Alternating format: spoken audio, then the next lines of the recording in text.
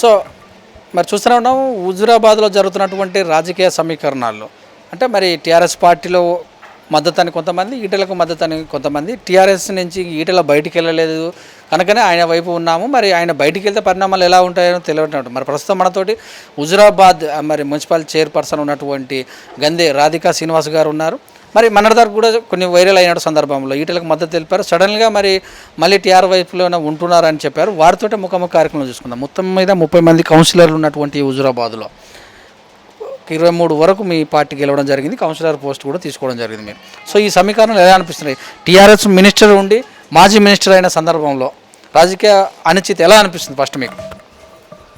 నమస్కారం అండి. నా పేరు గందే రాధిక, హుజురాబాద్ మున్సిపల్ చైర్పర్సన్. ఇప్పటి వాతావరణం చూస్తుంటే చాలా బాధేస్తుంది. టీఆర్ఎస్ ప్రభుత్వంలో ఎన్ని సంక్షేమ పథకాలు కేసీఆర్ గారు ప్రవేశపెట్టడం జరుగుతూనే ఉంది. ఇవన్నీ చూసి కూడా వేరే పార్టీల వాళ్ళు కూడా ఎన్ని సంక్షేమ ఫలితాలకు ఆకర్షితులై టీఆర్ఎస్లో జాయిన్ కావడానికి చూస్తున్నారు. టీఆర్ఎస్ వల్లే ప్రతి ఒక్కటి డెవలప్మెంట్ కానీ ఇతర రాష్ట్రాలతో పోల్చుకుంటే మన రాష్ట్రంలో ఏ విధంగా డెవలప్మెంట్ అవుతుంది, కళ్యాణ లక్ష్మి కానివ్వండి, షాదీ ముబారక్, రైతు బీమా, రైతు సంక్షేమ పథకం, ఇక చెప్పరానన్ని సంక్షేమ పథకాలు కేసీఆర్ గారు ప్రవేశపెట్టడం జరిగింది. బడుగు బలహీన వర్గాల కోసం నిరంతరం కృషి చేసే వ్యక్తి ప్రభుత్వం, తెలంగాణ రాష్ట్ర ప్రభుత్వం. ఎన్ని సంక్షేమ పథకాలు ఉండగా టీఆర్ఎస్ నుండి బయటికి పోయే ఎట్టి ప్రసక్తి ఎవరికీ లేదు. టీఆర్ఎస్ పార్టీ బీఫామ్ మీద గెలిచిన వాళ్ళందరూ టీఆర్ఎస్లోనే ఉంటున్నారు, పార్టీలోనే కంటిన్యూగా కొనసాగుతారు. సో మరి ఇప్పుడున్నటువంటి పరిస్థితులలో అంటే ఈటల రాజేందర్ గారిని పార్టీ నుంచి సస్పెండ్ చేయకపోవచ్చు, బర్తరఫ్ చేయలేని సందర్భంలో కాకపోతే పార్టీకి దూరంగానే ఉంటున్నట్టు కూడా మనకు తెలుస్తూనే ఉంది. రాజకీయ సమీకరణ అలాగే ఉన్నాయి. అంటే తన మొదటి నుంచి కూడా ఉద్యమంలో ఉండటం, టీఆర్ఎస్ పార్టీలో గెలవటం, తనకంటూ ఒక అనుచర వర్గం కూడా ఉంటుంది, ఆయన మీద అభిమానం ఉండే వాళ్ళు కూడా ఉంటారు. అంటే అలాంటి వాళ్ళ కార్యక్రమాలలో అంటే కౌన్సిలర్ కూడా 16 మంది ఉన్నారు అని చెప్తున్నారు. దీన్ని క్లారిటీ ఇస్తారా మీరు? ఇప్పుడు 23 మంది బీఫామ్ మీద ఎవరెవరైతే గెలిచారో వాళ్ళందరూ టీఆర్ఎస్లోనే ఉండడం జరిగింది. దీనిలో ఎలాంటి సందేహం లేదు. సో నిజంగానే మరి వాళ్ళందరూ అందులో ఉన్న సందర్భం అయితే ఇక్కడ ఉన్నటువంటి నిన్న మన పోలీస్ స్టేషన్లో ఉన్నటువంటి సీఏలు కానీ ఎంఆర్ఓలు కానీ ఎవరైతే అధికార గణం ఉన్నారో వాళ్ళందరినీ కూడా మార్చేశారు రాత్రికి అంటున్నారు. సో మరి నిజంగానే అలా మార్చిన సందర్భంలో ఏమైనా ప్రాబ్లం ఏర్పడే అవకాశం ఉందా? ప్రాబ్లం ఏం లేదండి, మార్పులు అయితే జరిగాయి, ప్రాబ్లమ్స్ అయితే ఏం లేవు. మరి అలా వచ్చి కొంతమంది సీఐలు అయితేంది, ఎంఆర్ఓలు అయితేనేమి ఒక వారం కూడా కాలేదు, ఎస్ఐలు కూడా కొంతమంది వారం కూడా కాలేదు. అంటే ఈటలకు అనుకూలంగా ఉన్నారనే మార్చిన సందర్భాలు అనుకోవచ్చా? అదేం లేదండి, అదేం లేదు. కామన్గా మార్పు కరగడం జరిగింది, దానికి దీనికి సంబంధం ఏం లేదు. కొంతమంది సర్పంచులు కూడా మారుతున్న సందర్భంలో కౌన్సిలర్లు కూడా ఆయన వైపు ఉన్న సందర్భంలో వాళ్ళందరికీ ఫోన్లు చేసి మండల స్థాయి వాళ్ళు అయితేనేమి, అలాగే చూస్తే ఇన్ఛార్జ్ స్థాయి వాళ్ళు అయితేనే ఇన్ఛార్జ్ వచ్చినటువంటి గంగుల కమలాకర్ కూడా మరి ఫోన్లు చేసి వెళ్ళొద్దు, టీఆర్ఎస్ పార్టీకి అండగా ఉండని చెప్తున్నారంట. మీకు అలాంటిది ఏమైనా జరిగిందా మరి మీ విషయంలో? ఏమీ జరగలేదు. ప్రతి ఒక్కరికి ఏంటంటే ఎవరి ప్రలోభాలు చేయలేదు, దేనికి కూడా ఆలోచన అనేది లేదు. టీఆర్ఎస్ ప్రభుత్వంలో జరుగుతున్న సంక్షేమ పథకాలన్నిటికీ ఆకర్షితులయ్యి అందరూ ఇందులోనే ఉండడం జరుగుతుంది. పలు సంక్షేమ కార్యక్రమాలు ఆల్రెడీ జరుగుతూనే ఉన్నాయి. సో మంత్రిగా ఉన్నప్పుడు మీకు బీఫామ్ ఇచ్చేటప్పుడు కూడా ఈటలో ఉండి ఉంటారు అప్పుడు. సో ఆయన గెలుపు కోసం కూడా కృషి చేసి ఉంటారు బాగా.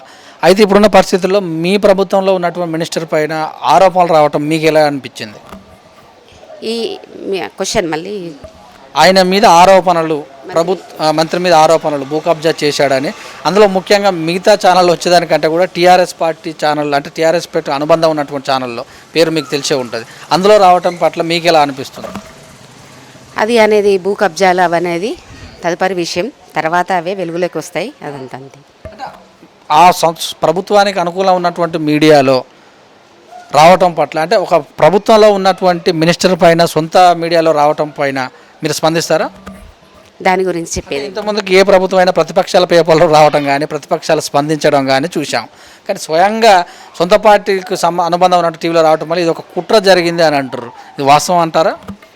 దాని గురించి అంత లేదండి, నో కామెంట్. సో మరి రాజకీయంగా అనిశ్చితిలో మీరు ఇప్పుడు కేసీఆర్ గారే, తెలంగాణ రాష్ట్ర ప్రభుత్వమే ఇన్ని సంక్షేమ పథకాలు ప్రతిదీ డెవలప్మెంట్ చూసి పొరుగు రాష్ట్రాల వాళ్ళు ఈ మన తెలంగాణ రాష్ట్ర ప్రభుత్వాన్ని చాలా మెచ్చుకుంటున్నారు. కేంద్ర ప్రభుత్వం సహా ఇన్ని అమలు చేసేటి చూసి పేదల గురించి ప్రతి ఒక్కరి గురించి ఆలోచించే వ్యక్తి కేసీఆర్ గారు.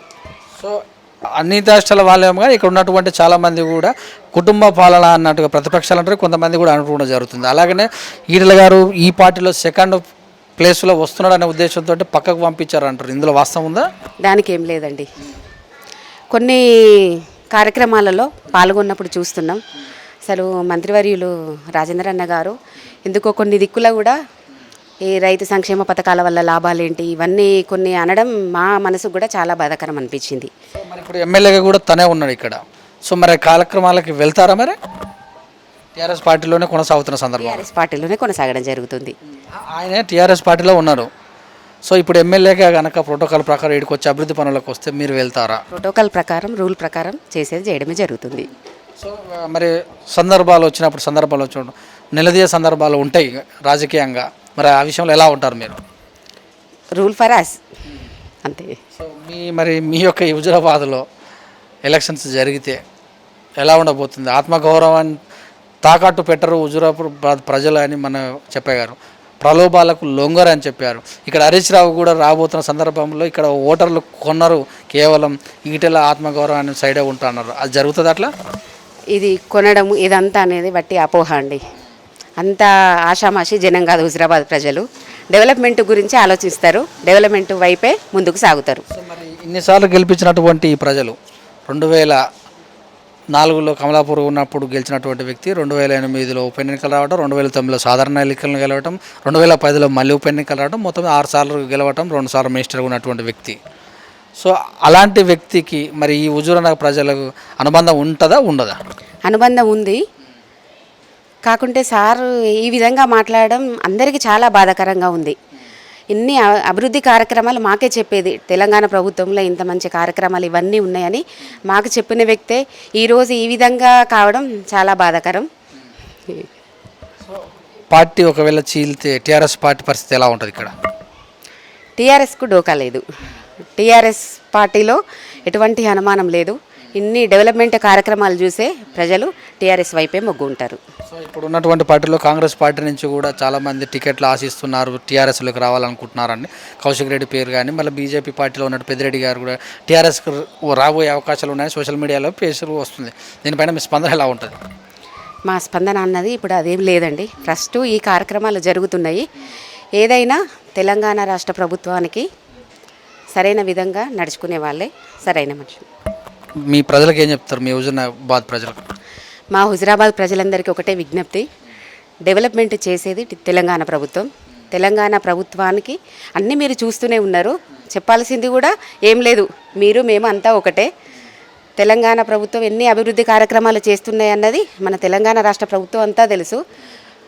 చివరికి గెలిచేది కూడా టీఆర్ఎస్ ప్రభుత్వమే. జై తెలంగాణ, జై కేసీఆర్ గారు, జై కేటీఆర్ గారు. ధర్మమే గెలుస్తుందని ఈటల వైపు ఉన్నటువంటి వ్యక్తులు అంటారు. ఇప్పుడు ధర్మం అధర్మం అనేది ఎలా పోల్స్తారు మీరు?